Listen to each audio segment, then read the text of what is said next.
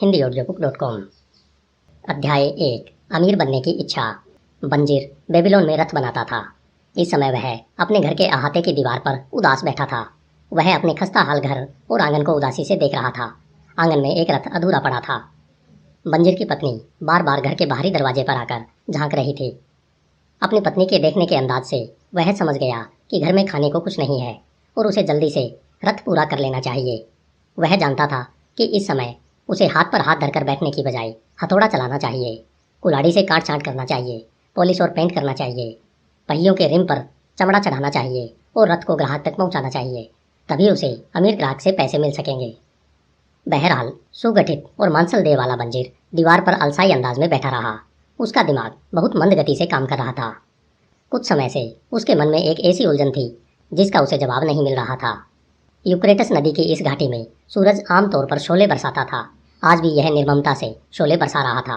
इस वजह से बंजीर की भौं पर पसीने के मोती छलछला आए थे, जो बहकर उसके सीने के बालों में गुम हो गए। दूर उसे सम्राट के महल की ऊंची दीवारें दिखाई दे रही थी। पास में नीले आसमान को छूती बेल मंदिर की मीनार थी। इतनी भव्यता की छाया में उसका छोटा सा घर था। उसके आसपास कई और लोगों के भी घर थे, जिनकी हालत उसके घर से भी ज़्यादा खराब थी। बेबीलोन का यही माहौल था। यहाँ भव्यता और मलिनता साथ साथ रहती थी। यहाँ प्रचुर दौलत और बेहद गरीबी आसपास रहती थी। अमीर और गरीब दोनों तरह के लोग शहर की सुरक्षात्मक दीवारों के भीतर बिना किसी योजना या व्यवस्था के साथ साथ रहते थे। बंजीर के पीछे अमीरों के रथ शोर कर रहे थे ताकि जूते पहने व्यापारी और नंगे पैर चल रहे भिखारी रास्ते से हट जाएं। बहरहाल जब पानी लाने वाले गुलाम सड़क पर नजर आते थे तो उन्हें रास्ता देने के लिए अमीरों के रथ नालियों की तरफ हट जाते थे। वे ऐसा इसलिए करते थे क्योंकि वे गुलाम सम्राट का काम कर रहे थे। इन सब की पीठ पर पानी की भारी मशकें लदी थी, जो हैंगिंग गार्डन में डालने के लिए ले जाई जा रही थी। बंजीर अपनी समस्या पर सोच विचार करने में इतना खोया हुआ था कि उसके व्यस्त शहर के कोलाहल को न तो सुना और न ही उसकी तरफ ध्यान दिया।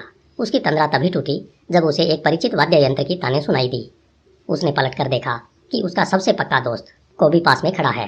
कोबी संगीतकार था और इस समय उसका संवेदनशील चेहरा मुस्कुरा रहा था। कोबी ने झुककर सलाम करते हुए कहा, देवता आप पर मेहरबान हो मेरे अच्छे मित्र, लेकिन ऐसा लगता है कि देवता आप पर पहले से ही इतने मेहरबान हो चुके हैं कि अब आपको मेहनत करने की कोई ज़रूरत नहीं है। आपकी खुशकिस्मती देखकर मुझे भी खुशी हो रही है। इतना ही नहीं, मैं तो यह भी चाहता हूँ कि आपकी खुशकिस्मती से मेरी भी किस्मत बदल जाए। आपका पर्स जरूर भारी होगा, क्योंकि अगर यह सिक्कों की वजह से भारी नहीं होता तो आप रथ बनाने का काम कर रहे होते। मेहरबानी करके आप अपने पर्स में से 2 सिक्के निकालकर मुझे उधार दे दें। मैं आज रात को सामंत की दावत के बाद उधार चुका दूंगा। आपको पता भी नहीं चलेगा, इससे पहले कि आपका उधार वापस लौट आएगा। बंजीर ने उदासी से जवाब दिया, अगर मेरे पास 2 सिक्के होते तो मैं उन्हें किसी को भी उधार नहीं देता, तुम्हें भी नहीं, मेरे सबसे पक्के दोस्त। इसका कारण यह है कि वे 2 सिक्के मेरी जिंदगी भर की दौलत होते, मेरी पूरी दौलत। कोई भी अपनी पूरी दौलत किसी को उधार नहीं देता, भले ही वह उसका सबसे अच्छा दोस्त ही क्यों न हो। क्या? कोबी ने हैरान होकर कहा, तुम्हारे पर्स में एक भी सिक्का नहीं है? इसके बावजूद तुम दीवार पर बुत बने बैठे हो। उस रथ को पूरा क्यों नहीं करते? तुम्हारी तेज भूख को शांत करने के लिए भोजन कहाँ से आएगा? तुम ऐसे तो नहीं थे, तुम तो दिन रात मेहनत करते थे। क्या कोई चीज़ तुम्हें दुखी कर रही है? क्या देवताओं ने तुम पर कोई मुसीबत लाद दी है? यह मुसीबत जरूर देवताओं ने ही लादी होगी, बंजीर ने हामी भरते हुए कहा। सारा झमेला एक सपने से शुरू हुआ था। यह बेसिर पैर का सपना था। इसमें मैंने देखा कि मैं अमीर बन गया था। मेरे बेल्ट से खनखनाते सिक्कों से भरा पर्स लटक रहा था और मैं भिखारियों की तरफ लापरवाही से सिक्के उछालता जा रहा था। मैं चांदी के सिक्कों से अपनी पत्नी के वस्त्र और अपने लिए मनचाही चीजें खरीद रहा था। मेरे पास सोने के सिक्के भी थे, इसलिए मैं भविष्य को लेकर आश्वस्त था और मुझे चांदी के सिक्के खर्च करने में कोई डर नहीं लग रहा था। मैं बहुत ही संतुष्ट और सुखी महसूस कर रहा था। मुझे देखकर तुम यह नहीं कह सकते थे कि मैं तुम्हारा वही मेहनती मित्र हूँ। तुम मेरी पत्नी को भी नहीं पहचान सकते थे, क्योंकि उसके खुशी से दमकते चेहरे पर झुर्रियों का नामो निशान नहीं था। एक बार फिर से उतनी ही सुंदर और खुश मिजाज लग रही थी जितनी हमारी शादी के समय लगती थी। कोबी ने कहा, सचमुच बहुत बढ़िया सपना था, परंतु इतने अच्छे सपने की वजह से तुम दुखी होकर दीवार पर क्यों बैठे हो? क्योंकि जागने पर मैंने देखा कि मेरा पर्स खाली था। मेरे अंदर विद्रोह की भावना सुलगने लगी। आओ हम इस बारे में विस्तार से बात करें, क्योंकि जैसा समुद्री यात्री कहते हैं, हम एक ही नाव में सवार हैं। बचपन में हम दोनों ने धर्मगुरुओं से एक साथ शिक्षा ली थी। किशोरावस्था में हमने साथ साथ मौज मस्ती की। बड़े होने पर साथ साथ हम दोनों गहरे मित्र बन गए। हम संतुष्ट लोगों की तरह रहते हैं। दिन रात मेहनत करके और अपनी पूरी कमाई खर्च करने के बावजूद हम संतुष्ट रहे हैं। इतने सालों में हमने बहुत पैसा कमाया, परंतु हमें कभी दौलत की खुशी का जरा भी एहसास नहीं हुआ। इसके लिए हमें सपनों का सहारा लेना पड़ता है। अब मेरे मन में यह विचार आता है कि क्या हम गूंगी भेड़ों जितने मूर्ख हैं। हम दुनिया के सबसे अमीर शहर में रहते हैं। यात्री कहते हैं कि इतनी दौलत दुनिया में और कहीं नहीं है। हमारे आसपास बेशुमार दौलत बिखरी पड़ी है, परंतु हमारे पास कुछ भी नहीं है।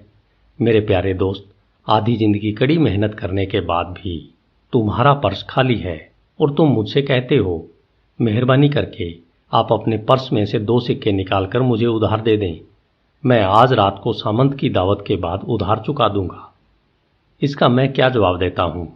क्या मैं यह कहता हूँ, यह रहा मेरा पर्स, जिसमें से जितने सिक्के चाहो खुशी खुशी निकाल लो?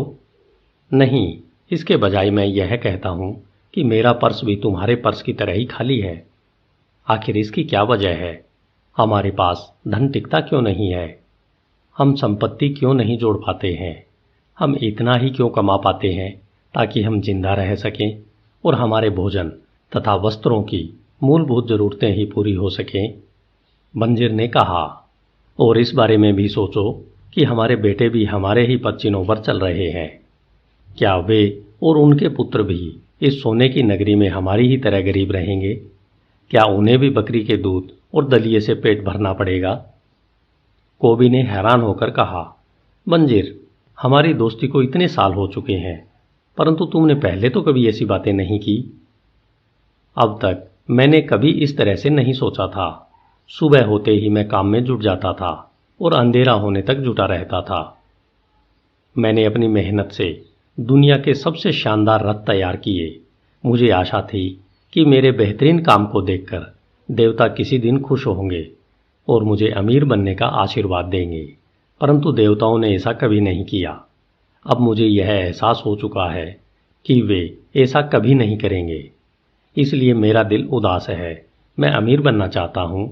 मैं चाहता हूँ कि मेरे पास जमीन हो, मवेशी हो, सुंदर कपड़े हों और पैसों से भरा पर्स हो।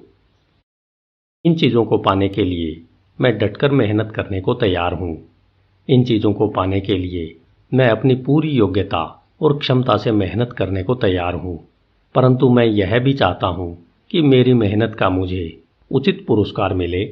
मैं एक बार फिर तुमसे पूछता हूँ, आखिर क्या बात है? दुनिया में इतनी सारी अच्छी चीज़ें हैं, परंतु वे हमें क्यों नहीं मिल सकती है? हमारे पास इतना पैसा क्यों नहीं है कि हम अपनी मनचाही चीज़ें खरीद सकें?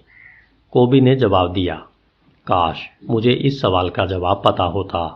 मैं भी उतना ही असंतुष्ट हूँ जितने कि तुम। संगीत बजाकर मैं जितना भी कमाता हूँ तत्काल खर्च हो जाता है। मेरे परिवार को भूखों मरने की नौबत न आए, मुझे अक्सर इसकी योजना बनाना पड़ती है। मेरे दिल में एक प्रबल इच्छा बहुत समय से है। मैं एक ऐसा वाद्य यंत्र खरीदना चाहता हूँ जिससे मैं अपने मन में तैर रही संगीत की धुनों को सचमुच बाहर निकाल सकूं। ऐसा वाद्य यंत्र खरीदने के बाद मैं इतना बेहतरीन संगीत बजा सकता हूँ जो सम्राट ने भी कभी नहीं सुना होगा। इस तरह का वाद्य यंत्र तुम्हारे पास होना चाहिए।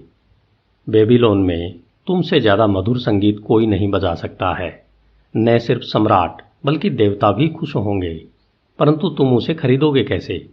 हम दोनों तो सम्राट के गुलामों जितने गरीब हैं। घंटी की आवाज़ सुन रहे हो? वह देखो, सम्राट के गुलाम आ गए हैं। उसने पसीना पसीना हो रहे अधनंगे भिश्तियों को देखा जो नदी से पानी ला रहे थे और संकरी सड़क पर बोझ लाद कर चल रहे थे। 5 गुलाम एक साथ चल रहे थे और हर एक की पीठ पर पानी की भारी मशक का बोझ लदा था। जो आदमी सबसे आगे चल रहा था उसका शरीर कितना सुगठित है। कोबी ने सबसे आगे घंटी लेकर चलने वाले व्यक्ति की तरफ इशारा किया जिसकी पीठ पर मशक नहीं थी। साफ नजर आता है कि वह अपने देश में प्रतिष्ठित आदमी रहा होगा। बंजीर ने सहमत होते हुए जवाब दिया, इन गुलामों में ज़्यादातर लोग हमारी तरह हैं। लंबे और गोरे गुलाम उत्तरी देशों के हैं, हंसमुख ऐश्वेत दक्षिण के हैं और नाटे भूरे गुलाम आसपास के देशों के हैं।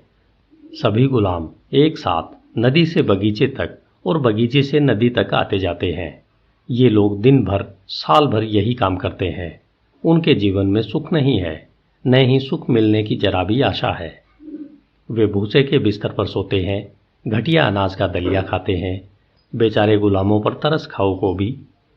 मुझे भी उन पर तरस आता है, परंतु तुम्हारी बातों से मैं समझ गया हूँ कि हमारी हालत भी उन्हीं जैसी है। हालांकि पहले मैं खुद को स्वतंत्र मानता था, यह सच है को भी। हालांकि यह विचार सुखद नहीं है। हम यह नहीं चाहेंगे कि हम भी हर दिन हर साल गुलामों जैसी जिंदगी जिए, काम करना और काम करना, और इसके बाद भी कोई प्रगति, कोई तरक्की नहीं होना। कोबी ने पूछा, क्या हम यह पता नहीं लगा सकते कि अमीर लोग अमीर कैसे बनते हैं? इसके बाद शायद हम भी उसी तरीके पर चलकर अमीर बन सकें। अगर कोई व्यक्ति दौलत का रहस्य जानता हो और वह हमें बता दे, तो शायद हम भी उस रहस्य को सीख सकते हैं। बंजिर ने सोचते हुए जवाब दिया। कोबी ने सुझाव दिया, आज ही मुझे अपना पुराना मित्र अरकाद दिखा था। वह अपने सुनहरे रथ पर सवार था। उसने मुझे देखकर अनदेखा नहीं किया, जिस तरह बाकी अमीर लोग करते हैं। इसके बजाय उसने अपना हाथ मेरी तरफ हिलाया ताकि सब लोग देख लें कि वह संगीतकार कोबी का मुस्कुराकर अभिवादन कर रहा है। बंजिर ने कहा, लोग कहते हैं कि अरकाद बेबीलोन का सबसे अमीर आदमी है। कोबी ने जवाब दिया, इतना अमीर कि सम्राट भी खजाने के लिए समय समय पर उसकी मदद लेता रहता है। बंजिर बीच में बोल पड़ा, इतना अमीर? अगर वह मुझे कहीं रात में अंधेरे में मिल जाए तो मुझे डर है कि मेरा हाथ उसके मोटे पर्स पर न चला जाए। कोबी ने झिड़कते हुए कहा, बकवास। इंसान की दौलत उसके पर्स में नहीं होती। अगर पर्स में लगातार धन न आए तो मोटे से मोटा पर्स भी जल्दी ही खाली हो जाएगा। अरकाद की आमदनी इतनी ज़्यादा है कि वह कितना भी दिल खोलकर खर्च करे, उसका पर्स हमेशा भरा रहता है। आमदनी ही तो सबसे बड़ी बात है। बंजिर बोला, मैं चाहता हूँ कि मेरे पर्स में भी आमदनी आती रहे, भले ही मैं दीवार पर बैठा रहूं या दूर देशों की यात्रा करने चला जाऊं। अकरम को मालूम था कि आमदनी कैसे बढ़ाई जा सकती है। क्या तुम्हें लगता है कि वह मेरे जैसे मंदबुद्धि व्यक्ति को यह बात स्पष्टता से समझा सकता है?